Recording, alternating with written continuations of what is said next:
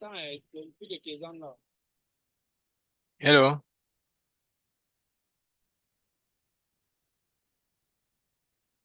Bon, je vois que le site là dérange, donc on va en discuter.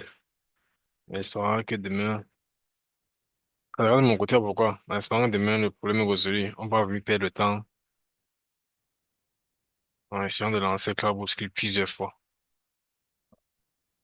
Bon, vous me suivez? Oui, mais Oui, bon. monsieur. Ok, Oui, monsieur. good. So, cloud Eh, storage. ah, If- c'est par rapport à prendre le lien et envoyer dans une fenêtre isolée là. Bon, comme le site dira là, dites-moi quand même comment je procède. Regarde la vidéo de hier. Tu vois comment j'ai lancé le lab de hier. J'ai fait ça à chaque séance qu'il fait un lab. Tu vas voir comment il fait. C'est au Ok. début, là, les 10 premières minutes. Good. Before going to cloud storage, there's something that you need to know, like the type of disks. Okay, there is block storage, and there is also, je vais parler en anglais et français, there is block storage, and there is also file storage. What's a block storage and what's a file storage?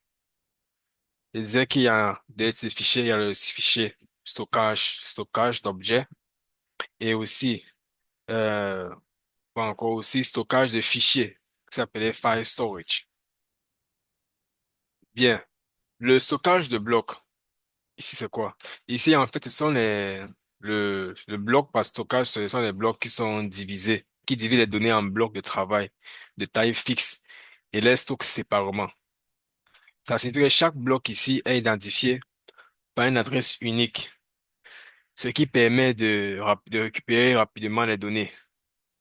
Par exemple, le bloc storage a ce qu'on appelle un hard disk type. C'est comme un disque dur en fait réel, mais là c'est virtuel. OK? Disons que vous avez attaché un disque dur persistant à votre machine virtuelle. Je pense qu'on a, Visuel. on a fait ça lorsqu'on faisait Compute Engine, comment on peut rattacher un disque dur persistant à une machine virtuelle sur Google Cloud. Et ce disque sert de dispositif de stockage par bloc, qui est similaire à un disque dur interne sur un ordinateur physique. OK? Et le bloc a aussi deux types. Comme ici, il y a deux types de disque dur. Il y a le disque dur HDD et le disque dur SSD. Le disque dur SSD est plus rapide comparé au disque dur HDD. C'est la différence là. Voilà. OK? Il y a le PSN10 aussi appelé le Network Block Storage et le Local SSD qui est plus rapide qu'un disque dur persistant. Pour tous ceux qui ont les machines qui ont un disque dur SSD, le démarrage est plus rapide qu'une machine qui a un disque dur HDD. Les avantages sont les mêmes ici, en comparaison comment on dit, il y a une différence au niveau de la vitesse de lecture. Un disque dur local SSD est plus rapide comparé à un disque dur HD. Dans le cloud, ça s'appelait P5X. Mais, le disque dur SSD, c'est un stockage temporaire. Pourquoi? Parce que lorsqu'on attache un disque dur SSD à un serveur, pour stocker les données temporaires qui ne sont pas conservées après l'arrêt de la machine. OK? Et ce que du LSD sont utilisés pour les tâches qui nécessitent un traitement rapide, par exemple. Donc, si vous voulez avoir un serveur rapide à la fois persistant, ça sert mieux d'attacher les deux ces disques durs sur le serveur, c'est-à-dire un disque dur persistant et un disque dur SSD. Parce que, avec le SSD, si la machine est arrêtée, les données sont perdues. Alors avec le PCN10 ou encore le HDD, si la machine est arrêtée, les données sont conservées. Qui n'a pas compris la différence entre PCN10 et local SSD? On est toujours dans block storage. On n'est pas encore dans file storage.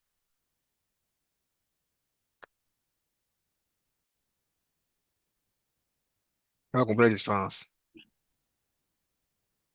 Si je Monsieur, comprends bien, monsieur, est-ce que ça veut dire que Attends un si peu, on il y attache a le, quelqu'un qui parlait là. Oui? si on attache le disque du SSD au serveur, monsieur, quand on arrête la machine, après peut-être après qu'on ait déployé peut-être une application, quand on arrête la machine, est-ce que ça veut dire que l'application disparaît? Non, il ne disparaît pas. Ça reste. Parce que vous avez dit que si on arrête la machine, le disque du SSD, Oui, c'est pas disparaître, mais c'est. ça va Mais, disparaître. oui, mais avec le HTTP, personne dit que ça ne disparaît pas. il a dit que ça disparaît, mais il a dit que ça ne Hmm? disparaît pas. Hmm? En fait, si je comprends bien, le persistent disk, ça permet de stocker, mais c'est lent, son inconvénient. Pourtant, le SSD, lui, il est rapide, mais il ne stocke pas. Oui, la D'accord. lecture est plus rapide.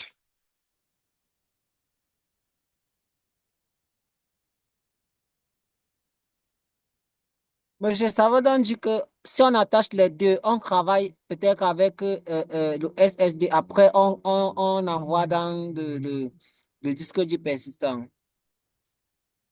Ou Oui, alors, Non, je ça ne peut pas travaille. prendre les vous deux. n'envoyez pas. Lorsque vous connectez les deux sur le serveur, les données, les mêmes données qui sont échangées sur le PCNX et aussi échangées sur le local SSD. On a vu ça sur Compute Engine c'est pour ça qu'on dit que le cloud est flexible. C'est facile de pouvoir augmenter la capacité d'un serveur plus rapidement que d'une machine. Tout ce qu'il y a à faire, c'est partir à ajouter un disque dur sur le serveur lorsque le disque dur est déjà plein. Ça, on dit cloud is flexible, scalability. C'est facile de scale up un serveur plus rapidement que comment dire, un serveur physique. Avec le cloud, avec un clic, le problème de stockage est résolu.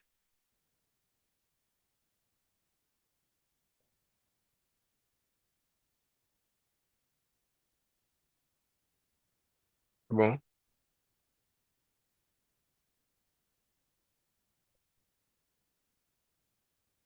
alors, C'est bon, monsieur. good. Now, there is now file storage, aussi appelé fichier, stockage de fichiers.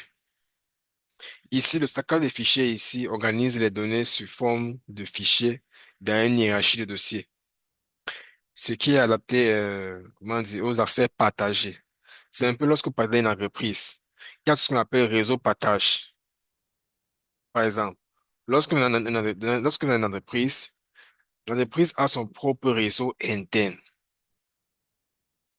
Si, par exemple, ici, je m'appelle sur Network, par exemple. Bon, là, je ne suis pas, en gros, je suis pas dans un réseau, quoi.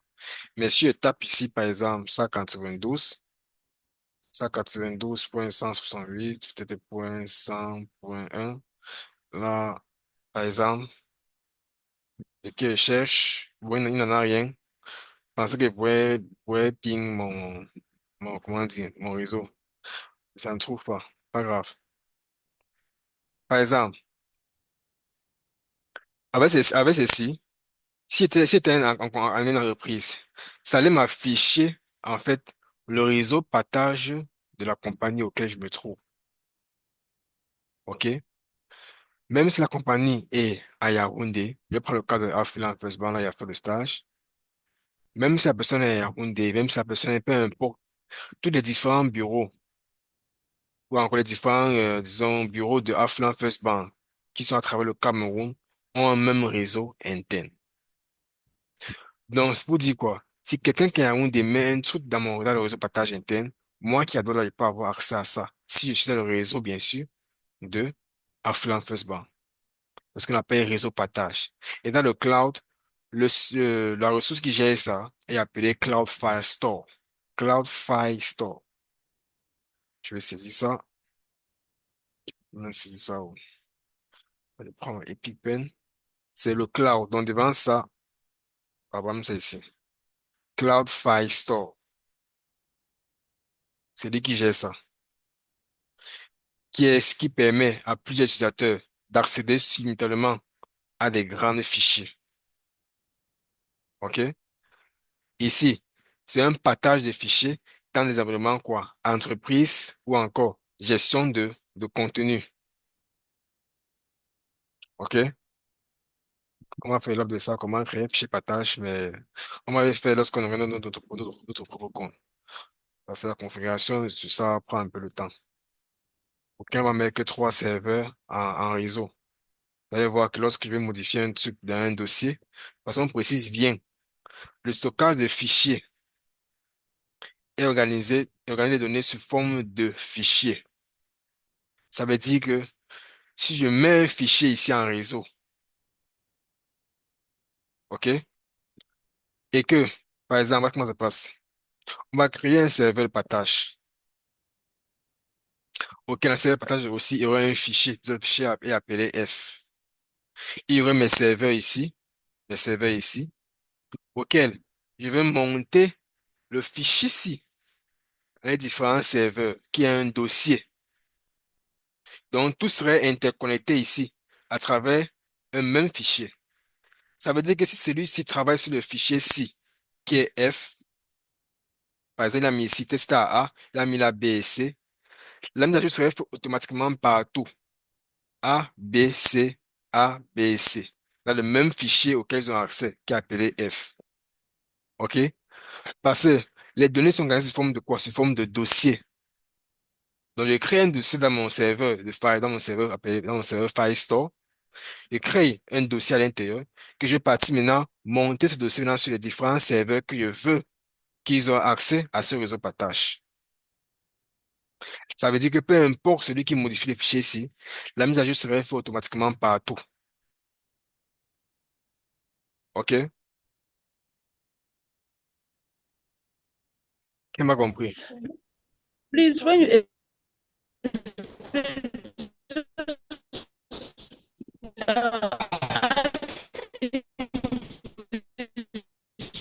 Uh, hello, hello.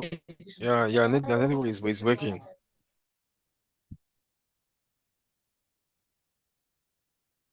Hello?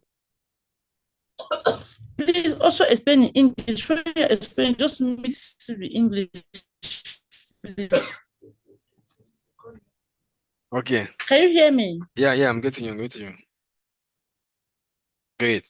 I was saying I'm that, s- uh-huh. I'm saying that okay. That please when you explain, just explain a little bit briefly in English, please. Okay. Thank you. I'll say that for file storage. File storage is just a way to organize data in a hierarchy of files and folders. Okay? Make it easier for people to access to it. So it's like a share access. Right? I'm saying that I've taken example of Affluent First Bank, where I've done my internship. All company has their own private network file storage, network file system. That means that when you're a global computer, when you're a company which have an internal network, if you come your network on your PC and type the company the network file storage IP address, you will see that it will display you some content, that means some folders or file that this network is having. But the network is not this file is not physically on your local computer. It is online. So this guy is like a network storage, where that can be accessed by many users in the company who has or who has access to the company internal network. That was called file storage. It's an online shares access. Okay? I'm saying that for us to set up the resource that is managed is called Google Cloud File Store. When you go there, we create a server. Okay? And in that server, we create a folder called F. And in this folder, we can put some information. And if we want, okay, if we want let's say our group of servers to have access to the same information simultaneously. Let's say I'm managing actually 3 servers. I will need to mount this file. By this file, it is a path that we copy and mount this file on each server. F, F, F. That means that all these 3 instances will have access to the same information. Let's say that here it is A. Everybody is A, A, A. And instance 1 come and add B. It will automatically be uploaded everywhere. That means that if instance 1 put here B on the folder called F, B will also be here, B will be here, B will be here automatically. That means that all change that is done on this instance, the change on this instance or any instance having access to that, the change is made everywhere automatically. Okay? We good?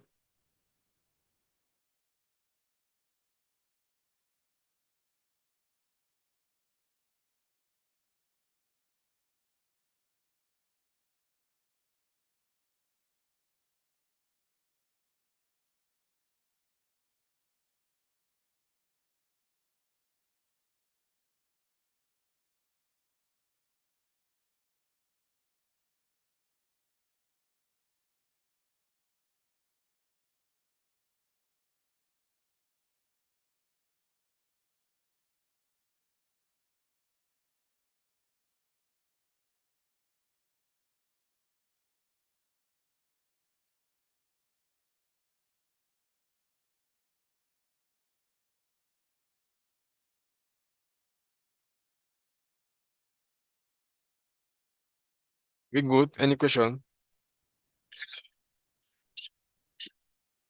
Bonsoir, monsieur. Une question, s'il vous plaît. Lorsqu'il y a modification des fichiers, est-ce qu'il y a sauvegarde des informations antérieures?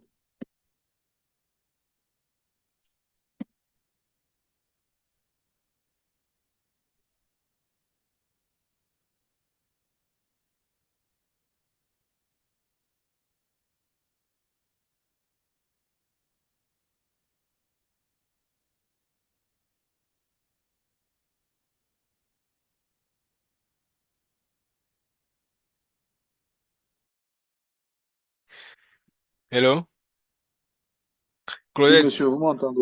Oui, oui, attends.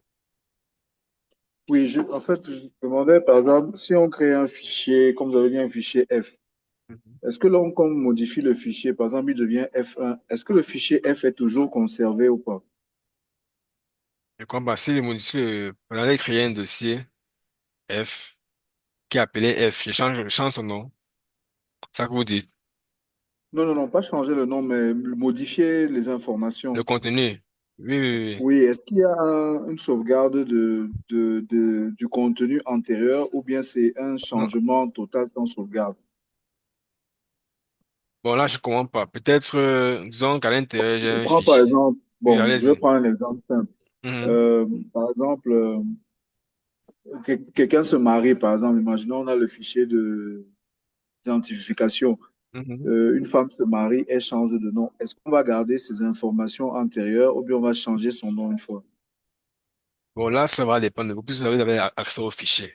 Vous pouvez choisir Mhm. conserver l'ancienne information ou alors simplement supprimer et mettre une nouvelle information. Cela, ça dépend de vous. Là, ça va dépendre de vous. Ok, Parce que merci. là, je me regarde, je vois, il y a un truc. Parce que si peut-être que quelqu'un qui est peut-être que à Freelance First Bank de Yaoundé modifie quelque chose alors que euh, la personne peut-être qui est à Freelance First Bank, peut-être le Douala ne voulait pas qu'on modifie ça. Est-ce que ça ne peut pas créer des problèmes comme ça là?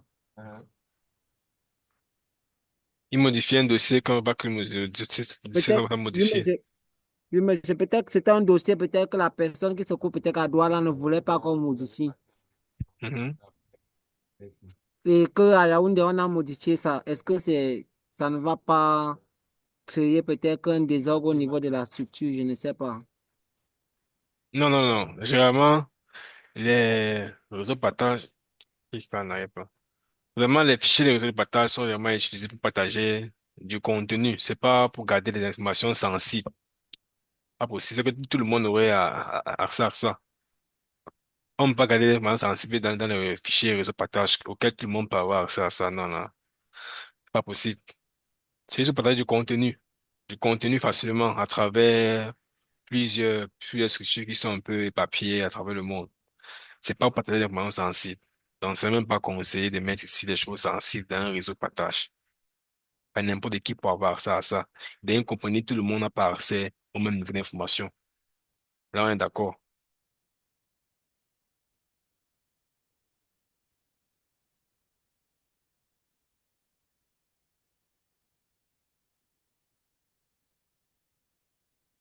Hello? Je vous reçois, nous sommes d'accord, j'ai compris. Okay. Great. Okay, my screen. Comme expliqué l'antitemporel, le cycle de vie de ça dépend de la machine. Là, c'est durable. Ça ne dépend pas. C'est comme il a expliqué, en fait. Il y a aussi un truc aussi qui est différent un peu de custom image. Ou alors, euh, comment on dit, ou alors, il y avait custom image, instance template, et aussi, quoi, le script, alors script. Le machine image est différent, is different from an image. Because the machine image has everything you need. So it contains everything to create an instance. That means that a machine image is a what? Is a mix of instance template, a custom image, okay, and also a shadow script. C'est-à-dire que le machine image est un mélange de quoi? De instance template, le shadow script et aussi le custom image. Donc ça, il y a tout, il y a défini à l'intérieur. C'est comme un clone en fait. En fait, c'est le clone en fait d'une machine. C'est comme cloner en fait un serveur. C'est ça le machine image. C'est appelé instance cloning or replication. Donc c'est le doublon d'un serveur. Donc ça a tout ce que une machine a besoin pour être déployée. Everything. OK? La différence entre le image et le instance template et le custom image. Le machine image a un mélange de ces trois caractéristiques.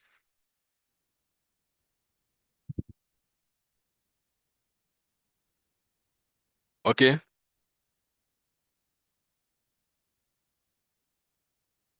We good? Donc, ce que j'ai expliqué tout à l'heure. Utiliser le protocole NFFSv3 protocole. Pour retenir ça, mais poser une question sur ça. Le protocole qui utilise le Cloud File Storage. Heureusement qu'il y avait, j'avais lu, j'aurais seulement sélectionné comme ça que c'était ça. NFS SV3 protocole. Si les petits scénarios qui vous aident un peu à avoir une idée, you want very high up, ça c'est que comment dire, une lecture élevée, mais tu peux pas perdre tes données.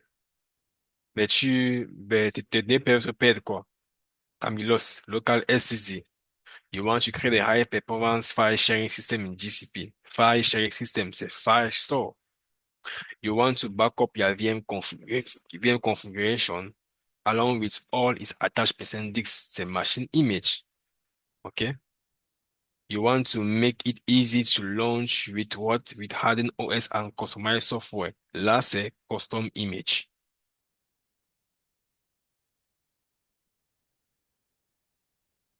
Great. Question one.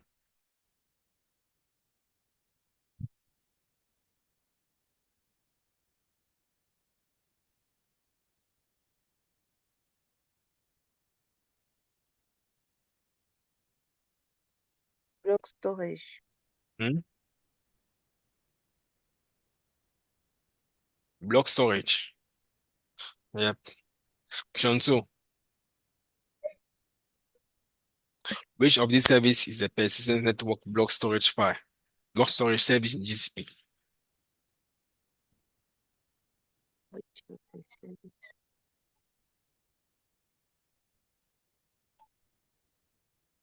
GCP. What?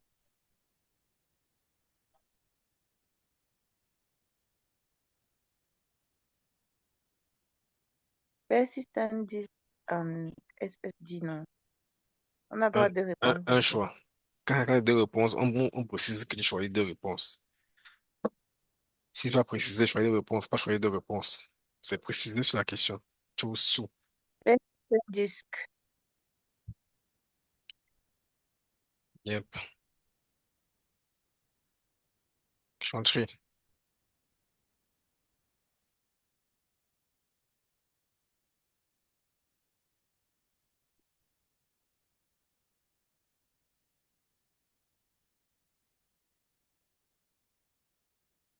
Local SSD. Ah, c'est ça, local SSD. Yeah. Local SSD. Ma foi.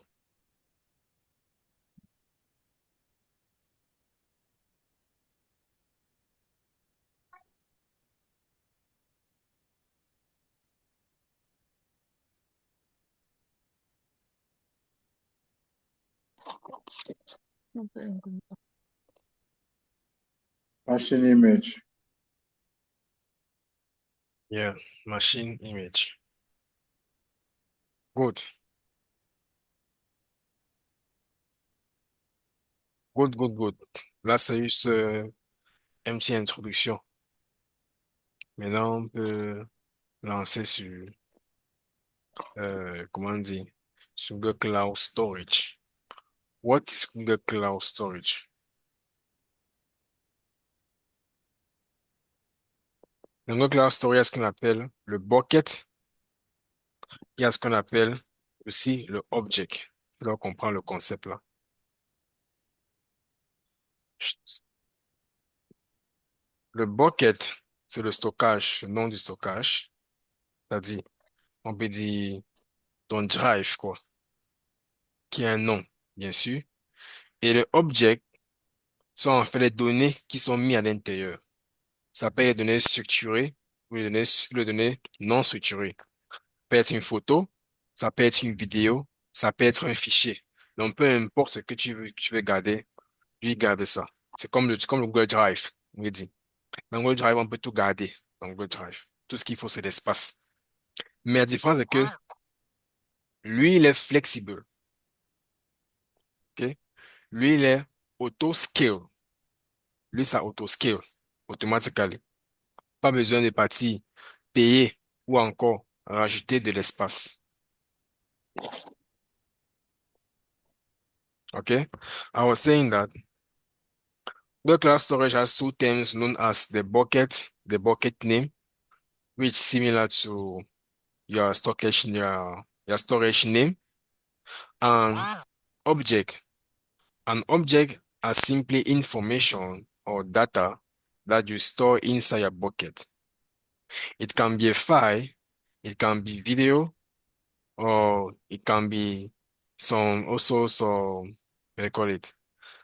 Also, some images. That means that any information that you want to store, Google Cloud Storage can store it. And Google Cloud Storage is also infinite scale. Whereas for Google Cloud Drive, you have limited storage. Like as I think the default storage is 15 gigabyte. And when it's already full, you need to buy more spaces. But with Google Cloud Storage, no need to buy spaces because it's auto scale. That means that as long as you put information inside your bucket, the bucket increases automatically. So, it is infinite scaling. Qui n'a pas compris l'idée? Moi, j'ai plutôt une question. J'ai compris, mais je vais poser une question. OK. Bon, dans ce cas, supposons que j'ai souscrit ici, là, bon, à un service que peut-être je dois payer 1000 francs. C'est un exemple, que c'est 1000 francs. Et maintenant, à cause de l'autoscaling, où, par exemple, mes données sont en train de prendre du volume et que l'autoscaling est en train de, effectivement, en fait, que le bouquet, je vais dire le saut, si on peut dire ça comme ça, est en train d'augmenter le volume, est-ce que mon argent, le 1000 francs là, va monter à 1500 par exemple, ou de façon automatique aussi? J'ai pas très bien compris, hein. Mais il faut monter ça Je comment? veux savoir si Mhm. le autoscaling là, va aussi s'appliquer sur l'argent. Exemple, je, je souscris à ce service à hauteur de 1000 francs. Bon, Non, non, alors que, ça ne se passe pas comme ça avec le cloud storage. La souscription. ah, On va arriver là-bas, on n'est pas encore là-bas. Ça se passe pas comme ça avec le cloud ok, storage.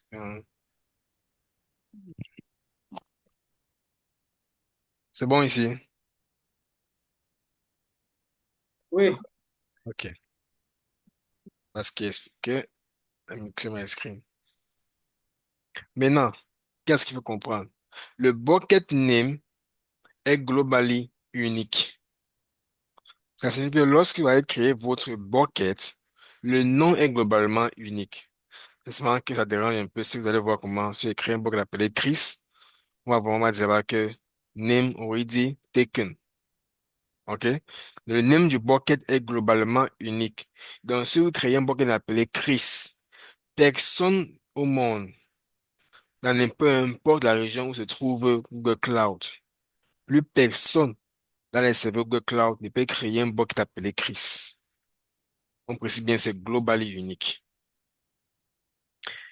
Et maintenant, on dit what? Don't even use Karata like Google, even misspell. N'utilisez pas les noms avec les noms comme Google, même si c'est mal écrit. Maintenant, on a parlé des objets qui sont les données qu'on garde à l'intérieur. Mais l'objet-ci a une taille maximale qu'on peut mettre, qui est 5 terabits, c'est beaucoup. OK?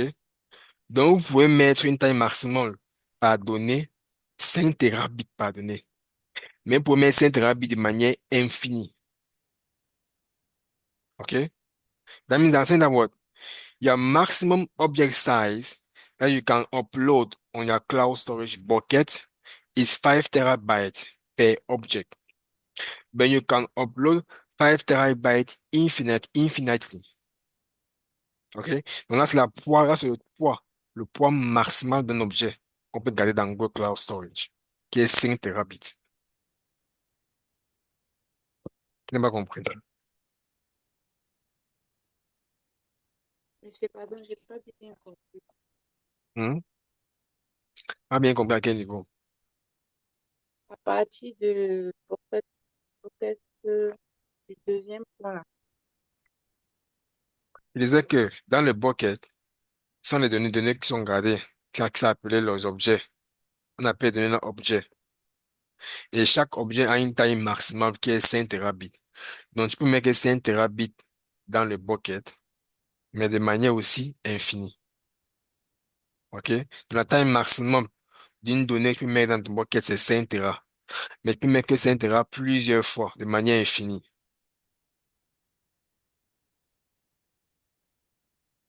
D'accord. We good?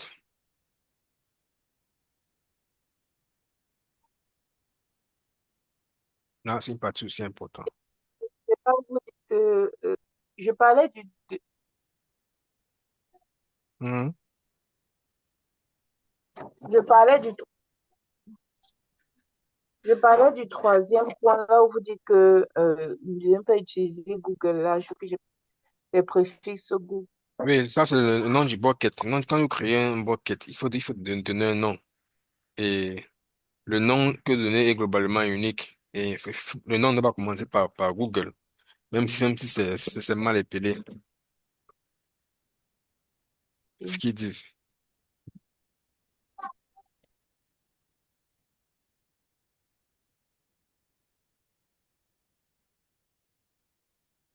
Autre question?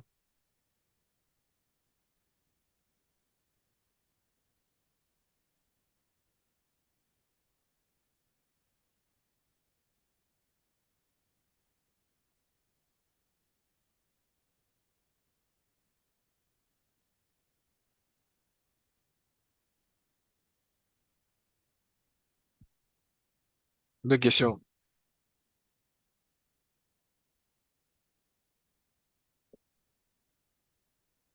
Good.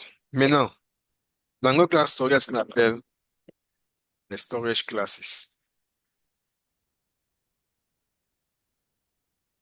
C'est pourquoi?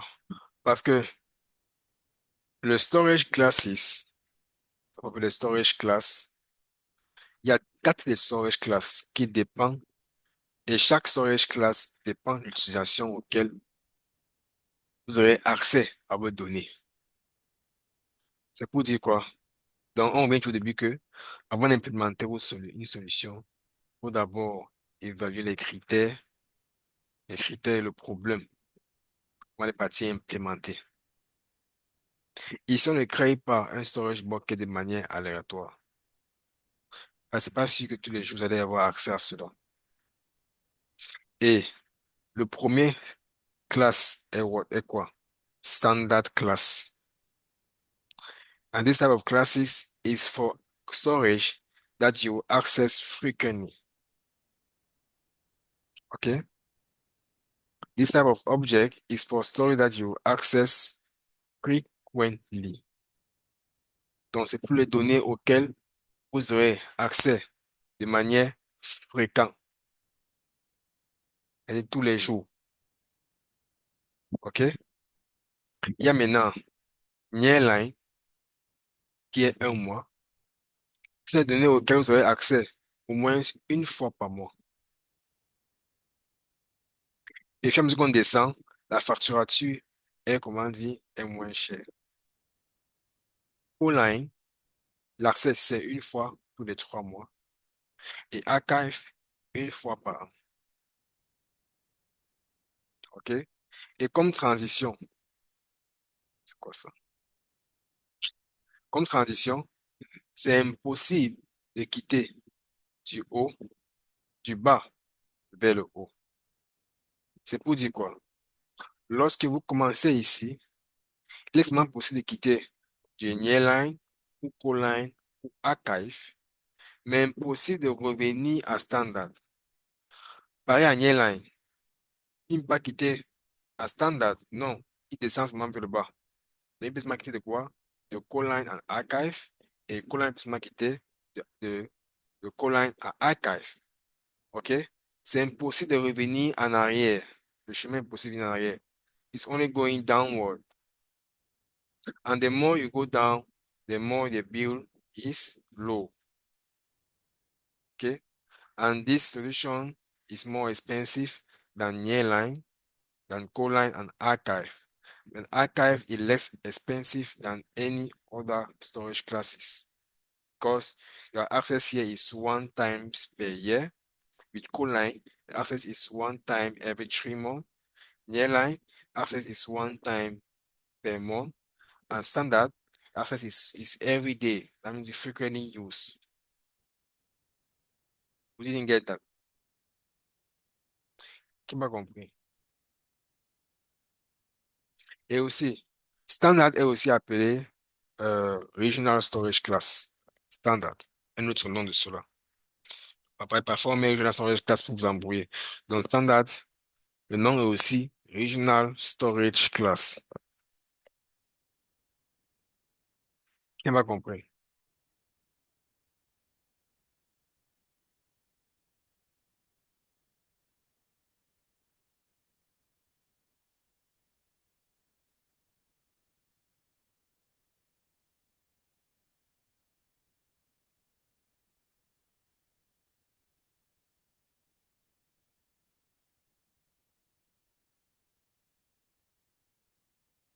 Bien.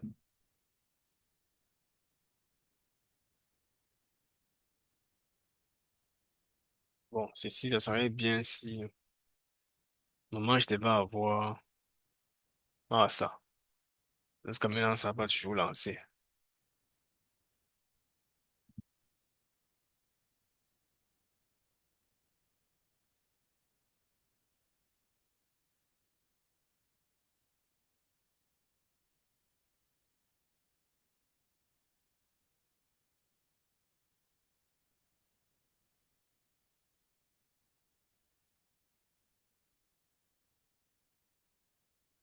Ok, pas grave.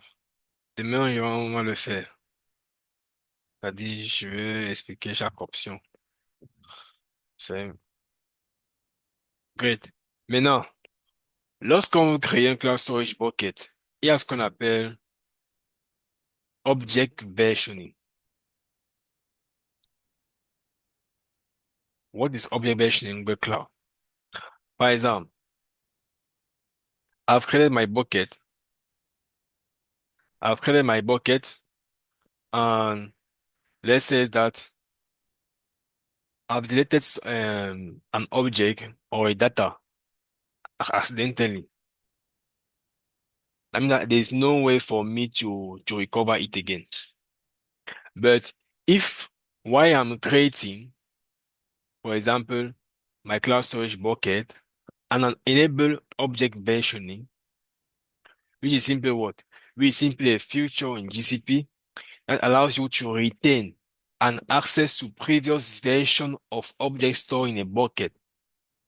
That means when it's enabled, Google Cloud will keep a track of object changes by creating a new version of the object instead of overwriting or deleting the original one. Okay? You get that? That means that if I'm having a file, my file is called F, and F was having 2 lines. Then I'm working on the same file, it's now having again what? 3 lines. Okay? Google Cloud will not delete this one. You just simply create a new version of the file F by keeping the old version. And also, you can set also the number of concurrent version. That means that you can say that, okay, for each object on my bucket, I want to keep like 10 or 5 different versions of the same file. That means that if you keep editing the same file, Local will create only different version of F, okay, by respecting your default number of versions that you specify while building or while creating your cloud storage bucket. If you put 5, that means that you only have 5 versions of the file F. If you put 10, he will have 10 versions of the file F. That means that if I delete some guy accidentally, I can easily recover it back because he is keeping a track of it. Okay? I can easily revert back when object version is enabled. That means that I cannot delete a file accidentally.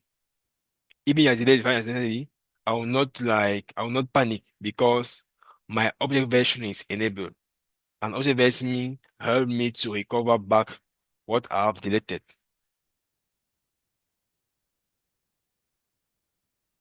But also important, if you delete a version, that means that file F is having file F2. If you delete file F2, that means a version of file F1. That version is gone. But if you delete the up-to-date object, also called the live one, it becomes a non-concurrent version and it can be easily recovered. Okay? If you delete a non-concurrent version, okay, that one is gone. That's what if I delete a version of file F, it's gone. But if I delete the file I'm actually using, that one become a version. I can easily do what? I can easily recover it to the live one. OK? Qui m'a compris? Allez voir, c'est pas un truc qui est compliqué à paramétrer. C'est pas. Seulement que le réseau dérange un peu, c'est que au moment où il explique, je vous demande directement comme j'ai l'habitude de faire avec d'autres différentes sciences. Qui m'a compris?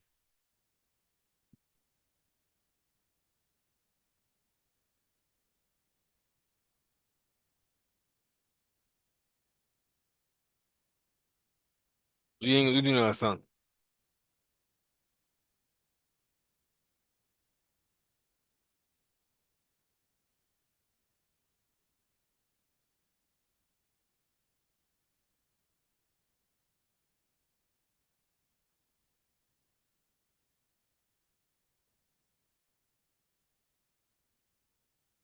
Bien. Maintenant, il y a ce qu'on appelle aussi le Object Lifecycle Management.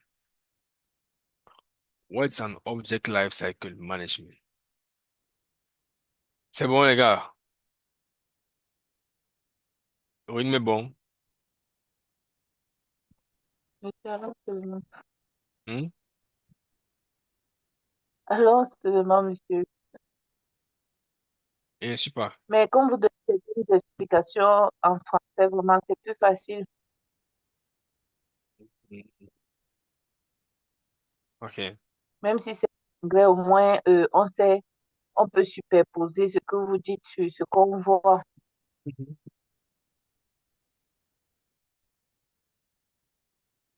OK. Mais je fais l'effort d'expliquer dans les deux langues. C'est pour Bon, ça que je dis que monsieur, c'est plus facile maintenant parce que au moins, quand vous parlez et ce qu'on lit sur le cours, au moins ça passe plus rapidement que OK. quand on doit encore aller sur Google.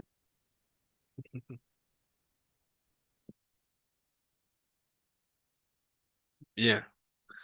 Okidoki. We are here. Object Lifecycle Management. Ici, let's say that ça ressemble à quoi? Voilà. Object Lifecycle Management, c'est un peu lorsqu'on a défini tout en haut là. Donc, c'est un mélange en fait de storage classes avec l'action qu'il faut faire. So I would say that it's just like a feature that allows you to define a rules to automatically manage the life cycle of your objects in a bucket. Ça veut dire quoi? Disons qu'on a par exemple ici, files are frequently accessed when they are created. Ça dit quoi? Les fichiers sont fréquemment accessibles lorsque on les a créés ou lorsque nous a mis dans le cloud storage bucket. Maintenant alors, avec le temps, ce n'est plus le cas. Le temps d'accès est maintenant réduit. Et vous vous trouvez en train de payer en fait une facture alors que vous ne consommez même pas la ressource. Alors il y a ce qu'on appelle un Object Lifecycle Management qui permet la transition entre les différents storage classes en fonction de certaines règles que vous avez mis. Il y a ce qu'on appelle, il y a two kinds, OK? Il y a ce qu'on appelle l'action que vous voulez savoir et la condition que l'action puisse réagir. You're having what? The action, you're having what? The conditions. Bien. Maintenant, la condition peut être à partir de l'âge. Age. That means that you are saying here that if an object in cloud storage bucket is having make 30 days already, I want you to do what? I want you to change classes. I want you to delete the object. Okay? Or if it's created before January, January 2024, I want you to change classes or I want you to delete the object. So you're only having two type kind of action, but you're having multiple conditions that you can use based on your scenario. Okay? I will take two scenarios. Donc, il y a plusieurs conditions qu'on peut appliquer sur un fichier, mais on n'a que deux actions qui peuvent être établies. C'est-à-dire quoi? Soit changer de classe ou soit effacer les données. OK? Scénario, je vais prendre des exemples. Disons que j'ai une compagnie qui, a company that store marketing videos in a bucket, and this video are actively used for the first 30 days, but are rarely accessed afterward. OK? Là, c'est un problème, un use case. Auquel a une compagnie qui garde les vidéos dans le bucket. Mais les vidéos dans le bucket sont fréquemment accès par les utilisateurs durant les 30 premiers jours. Mais après, l'accès devient très rare. Qu'est-ce qu'il faut faire? Ici, je vais définir ce qu'on appelle soit un policy auquel ce qui est fait ici, je peux l'écrire aussi sous forme de code. Et le code est appelé le JSON file. JSON file. OK? Ça s'écrit à JSON. JSON file. Ou alors, je peux aller sur la console et définir ce qu'on appelle, pour reprendre les critères. La condition, c'est quoi? Je peux dire que la condition, maman donné après 30 jours, dans le travail ici l'âge, qui est 30 days. OK? Maintenant, quelle action dont je vais maintenant établir? Je vais changer de classe pour partir à quoi? À Coline. Pourquoi Coline? On a ici quoi? Je reviens là. On a ici Nearline qui est 30 jours. D'accord? Puis si on dit après 30 jours, parce qu'après, pendant les 30 premiers jours, il y a l'accès fréquent. Mais après ces 30 journées-ci, qui est Nearline, l'accès n'est plus fréquent. Alors, qu'est-ce qu'il faut faire? Je vais simplement mettre ici pour dire, bon, comme c'est 32 jours qui définit, quitte de Nearline à Coline, qui est 90 jours. OK, donc plus 62 jours su pour résoudre mon problème de facturation, en fait. Là, il descend à un storage class qui est plus moins cher que de payer pour Nearline, auquel certains n'ont plus accès à cela de manière fréquente. OK? Donc là, et là, la modification est faite automatiquement et non pas nous. Ça, on dit Object Lifecycle Management. Donc, vous définissez des règles et lorsque la condition est respectée, l'action est établie. Donc, vous mettez une condition pour dire que après 30 jours, pas à tel storage class aussi, efface-le. Lorsque la condition n'est pas remplie, l'action ne peut pas être faite. OK? That means an Object Lifecycle is based on what? On the condition. And when the condition meets its requirement, there are now two types of action. Either you want to change for storage class or you want to delete the object. And this is again allow transition. As I was saying, standard can be called multi-regional or regional. And you can go from standard to nearline, colon, or archive. You can go from nearline to colon or archive. And you can go to colon or archive. But you can never go back. It's only going downward. On passe maintenant du haut vers le bas et non vers du bas vers le haut. Impossible de quitter de colon à nearline. Impossible de quitter de colon à archive. OK? C'est même possible de quitter de colon à archive et non du bas vers le haut. C'est du haut vers le bas. Et plus on descend, plus la facturation est moins chère. Merci les questions.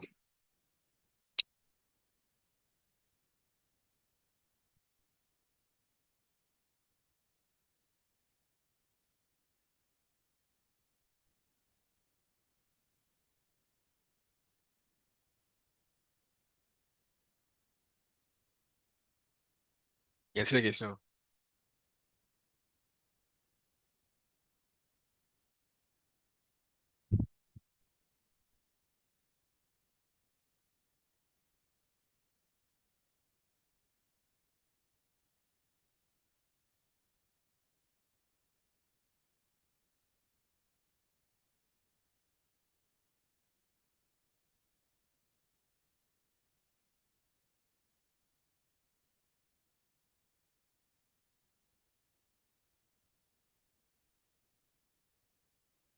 Bien. Je vois que vous captez.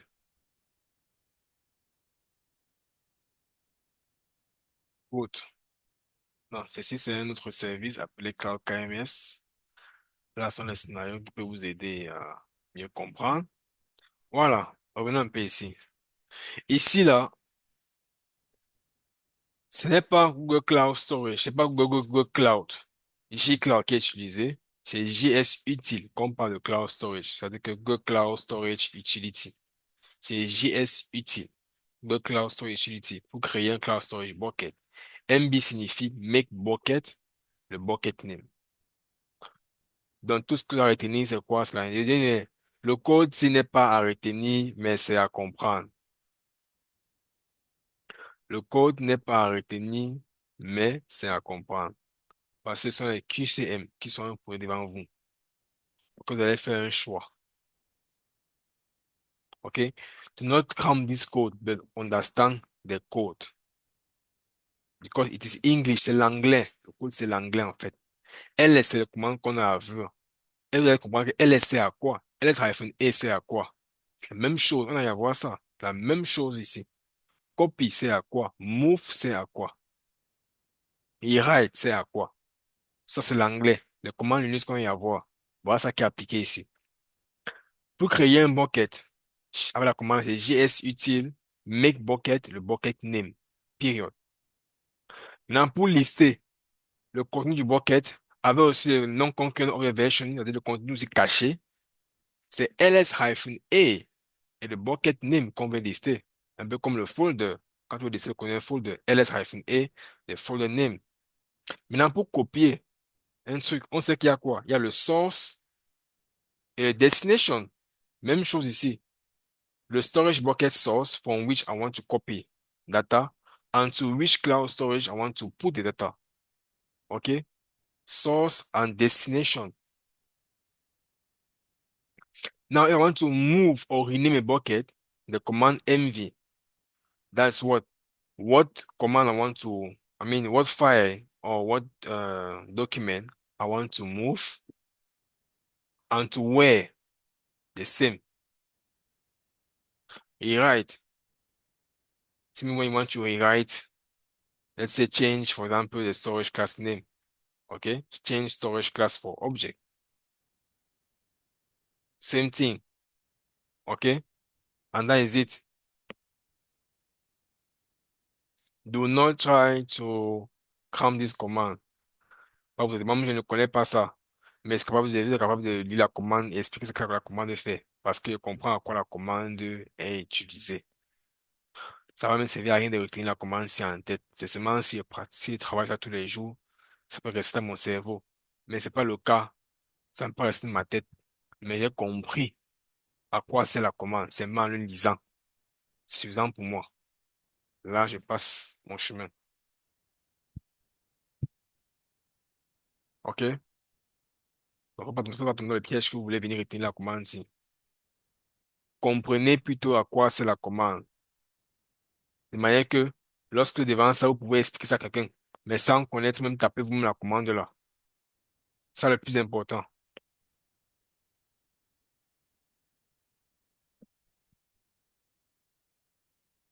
Versioning, on a parlé de versioning.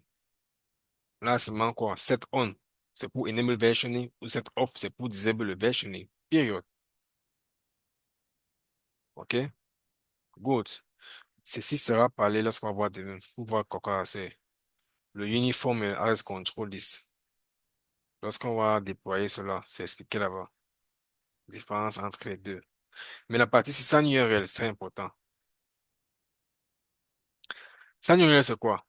C'est lorsque vous voulez donner accès à un individu qui n'a pas de compte Google Cloud, mais vous donnez accès à un individu là à une donnée spécifique dans votre bucket. OK? Dans une image ou encore un dossier. Mais durant un temps déterminé avec la commande -d, donc pendant 10 minutes, le lien que vous allez envoyer sera valide. Et il pourra voir le contenu du lien que vous allez envoyer pendant une durée de 10 minutes. Sign URL is a command used to give access to someone who doesn't have a Google Cloud account, or you don't want to give him access to a Google Cloud Storage bucket. So you create a sign URL with a limited amount of time. That means that after 10 minutes or 10 seconds or 1 hour, the link will expire and he will no more have access again to your information in your bucket. So sign URL is used for what? Is for temporary access. Et tu sais pourquoi?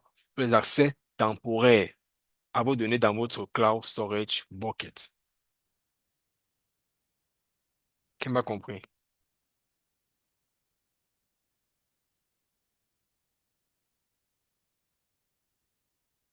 Monsieur, pardon-moi, pardon. Pas compris quoi. Ma connexion s'est coupée, monsieur, s'il vous plaît. Bien. Depuis que vous êtes sur command line là, j'étais pas là. Bien. Je disais au niveau d'ici.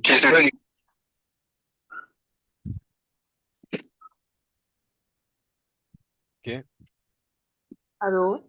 Et alors, monsieur, j'avais compris, j'avais compris un écho là. Oui, oui, monsieur, je vous suis. À partir de Cloud Storage, DSU, si c'est DSU, je sais pas. Great. Alors, c'est une hier. Des JS utiles. La commande sign URL est une commande pour donner un accès temporaire à nos données à un utilisateur qui n'a pas de compte Google Cloud, OK? Ou à un utilisateur auquel ne veut pas donner accès, en fait, dans notre compte, dans notre stockage qui est dans Google Cloud. Et avec le sign URL, c'est possible de générer un lien qui va lui donner un accès limité en fonction du temps qu'on va mettre. Si je mets ici 10 minutes, c'est le lien qu'il veut donner, il aurait accès à l'objet là.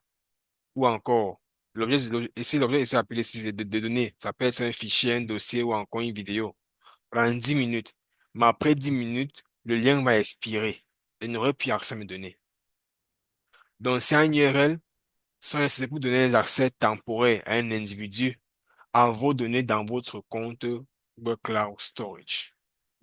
C'est comme si j'ai mon Drive et que tu me demandes peut-être, par exemple, l'enregistrement d'aujourd'hui. Moi, je décide que bon, l'enregistrement de données est valable seulement pour une semaine. Après une semaine, là, je n'aurai plus, c'est possible pour toi d'encore voir cette vidéo-là. Pareil avec le sign URL. J'ai accès à des données dans un cloud storage bucket, mais durant mais c'est un accès temporaire. Et le temps est défini par celui qui initie, en fait, par celui qui, en fait, qui a le stockage. Il peut décider de mettre 10 minutes, 1 minute, 2 minutes, même 3 secondes, 1 heure. Après 1 heure, le lien expire. OK? Ok, monsieur. Et les autres commandes d'en haut ne sont pas utiles. Hmm? DS utile, I am.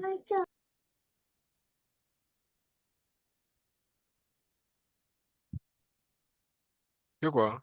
Non, il dit que l'autre là, je vais expliquer cela, comment on va faire le lab. Ok.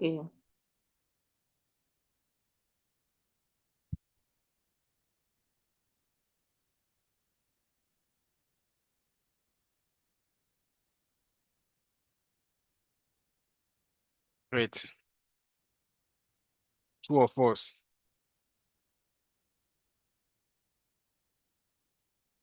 Cloud storage is serverless and auto-scaling.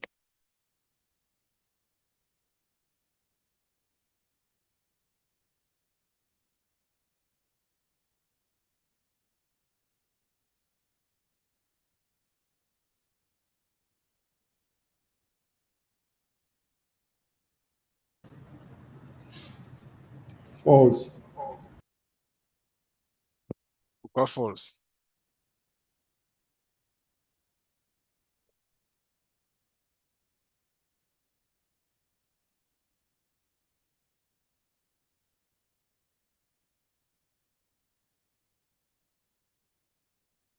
C'est trop, monsieur, c'est vrai. Yeah. C'est true, c'est auto-scale. Le temps, l'espace là-bas n'est pas limité. C'est illimité. Ça scale au fur et à mesure qu'on met les données à l'intérieur. Donc, c'est true. Excusez-moi, monsieur, est-ce que vous pouvez expliquer en quoi c'est serverless? Quoi signifie le mot serverless? Serverless, beaucoup ont dit signifie sans serveur. Hmm? Serverless ne signifie pas sans serveur. C'est En fait, là, je fais ça comment? C'est en fait un truc qui a ce qu'on appelle no infrastructure management. ah, donc ça n'a pas de serveur physique. Voilà. L'infrastructure, en fait, c'est Ah, pas vous qui gérez l'infrastructure. C'est le cloud provider qui gère ça. En fait, c'est lui qui gère le provisionnement, la maintenance et le scaling. Ça, on dit serverless. No infrastructure management. Quand on dit que c'est là, c'est que tu ne gères pas ça, en fait. ok, merci. Very good. I was saying that serverless in cloud computing is simply where the cloud provider manage the allocation and provision of servers. And that means instead of focusing on managing infrastructure, you, the cloud engineer, only concentrate on what? On writing and deploying your code or using the services. You don't need to worry about managing server, the operating system, and also scaling. Okay, you just use it. You just use it. That's the meaning of serverless.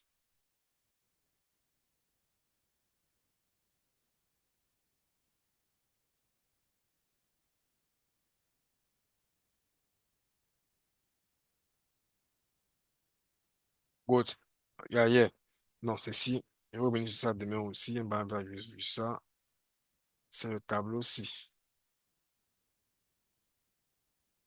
On va parler de ça.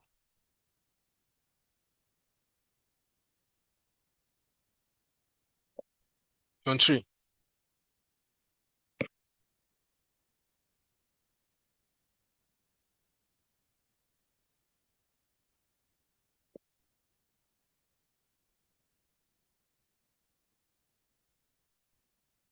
Cold, sir. Hmm? Standard. Yep, standard. Standard. Frequently use. Hein? For, Accès fréquent. for, ah oui, access fréquent. 24.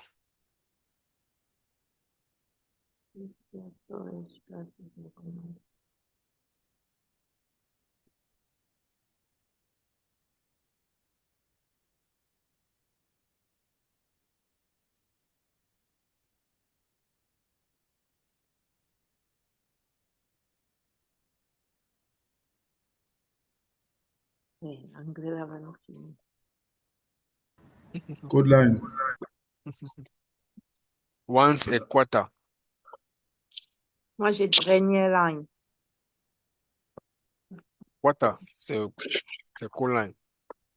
Une fois tous les 3 mois. Yearline, c'est une fois tous les mois. Monsieur, la question, elle veut dire quoi en français? Which cloud storage class is recommended for data that is expected to be accessed once a quarter? Quel type de storage class est recommandé pour les données qui sont censées être, genre, censées auxquelles avoir accès, en fait, une fois, une fois tous les 3 mois? Wow. Oh, c'est quoi ça? C'est quoi là? Si on vient sur le tableau, là, par exemple, Moi, j'allais dire quartier, vous dites tous les 3 mois. Ah, voilà, c'est ici. 90 days, once a quarter, once a month. Yeah, frequently use. Tableau-ci, tout est, comment dire, on peut dire, summarize ici.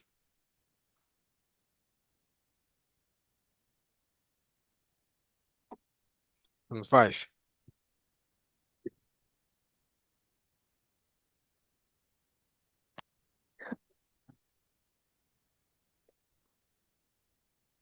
archive.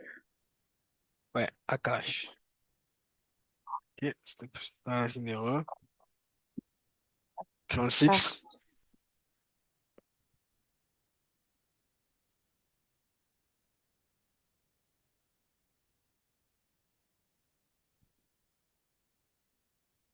ah, je n'étais pas là quand j'ai vérifié ça. Object versioning.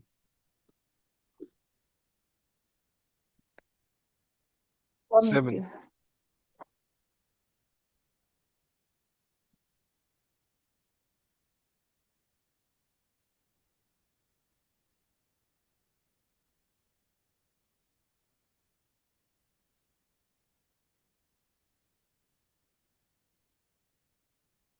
Object Lifecycle Management. Yep. Great. So, tomorrow you implement this. Demain, on va déployer cela. Google Cloud Storage. Merci les questions.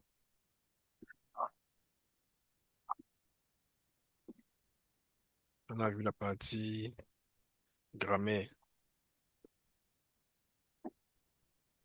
Mais je sais comme si la connexion de Yaoundé est instable, presque la majorité des étudiants de Yaoundé n'étaient pas là. Là, ils sont particulièrement en doute. J'ai vu ça. Alors qu'au départ, on était Parce que plus nombreux. même, même le wifi à la maison là-bas, ça ne passe pas. Ma petite soeur n'a pas pu faire cours. C'est même, au départ, on était plus de 18. J'étais surpris qu'on ça s'est retrouvé à 10.